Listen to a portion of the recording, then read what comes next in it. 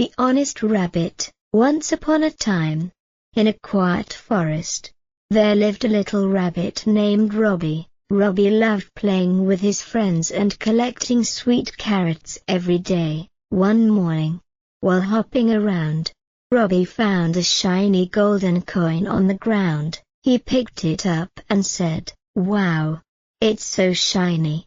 But it's not mine." Robbie looked around and saw his friend Tina the turtle crying. He hopped over and asked, "What's wrong, Tina?" Tina said sadly, "I lost my golden coin.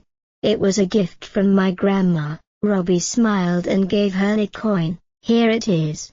I found it near the big tree." Tina was so happy. She hugged Robbie and said, "Thank you, Robbie. You're such an honest rabbit." From that day on, everyone in the forest trusted Robbie, and he felt proud to always tell the truth.